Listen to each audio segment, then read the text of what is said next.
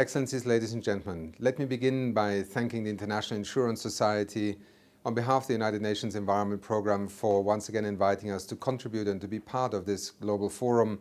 and in particular to focus on an issue of the protection gap, which clearly has moved much more to the front and center stage of the interface between public policy and the insurance sector as a whole.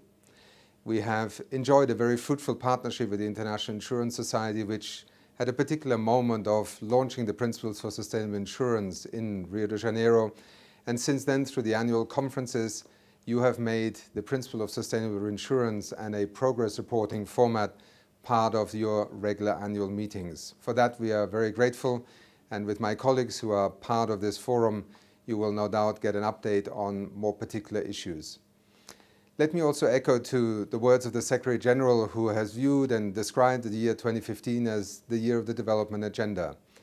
And in many respects, the global policy frameworks and platforms that the United Nations is convening in the year 2015 speak to some of the fundamental challenges and also outlooks of the insurance sector. Whether it is the Sendai Conference on Disasters, whether it is the Financing for Development Conference, where not only public finance is a center of attention,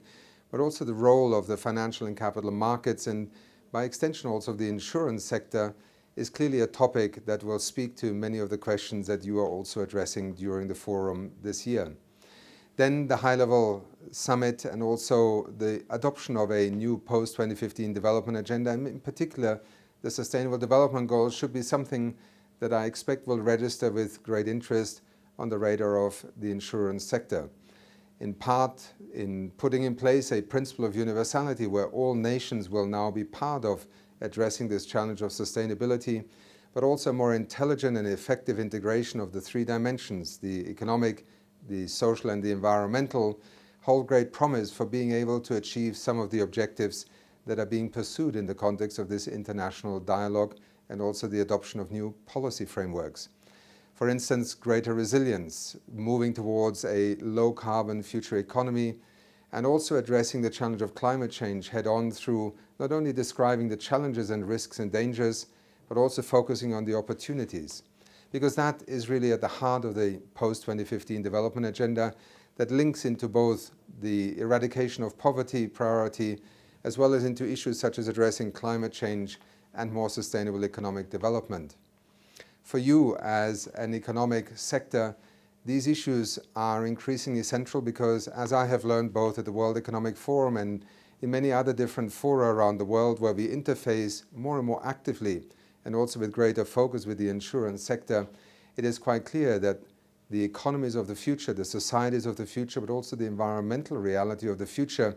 is a central determinant also to the business and the market in which you operate. Our interest, particularly in the year 2015, is also to intensify this dialogue between the United Nations in its broader context and the work that we do, and the insurance sector, both from a perspective of providing greater inclusion,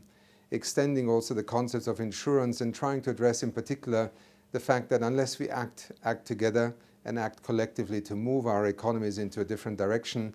perhaps the future of insurance will become a privilege of the few, or at least those who can afford it, but it will not provide what is at the heart of the concept of insurance and mutuality, that we join forces, we pool our resources, we diminish the impact of the unexpected, and therefore make our communities, societies, families, nations, economies more resilient and able to withstand the shocks. Certainly the focus on the climate change agenda is one in which the insurance sector has played a critical role, both in trying to bring the science over the last 20 years into also a commercial and business perspective, while at the same time contributing to the public policy discourse that we have pursued in both the IPCC or the United Nations Framework Convention on Climate Change. Our challenge is really to reconceive of insurance not only as an enterprise or as a market phenomenon in which the business community is able to fill a gap. It is to work with the insurance sector as a whole to ensure that both its analytical capacity, its financial and capital market resources, as well as the development of new products and services becomes part of a 21st century economy in which we are able to both trigger the decoupling of our economic growth and development from some of the negative outcomes, be it in emissions, pollution, excessive use of natural resources, which ultimately make our societies and economies more vulnerable, with also a capacity to trigger and catalyze an investment into that future economy that we in UNEP often call the inclusive green economy of the future.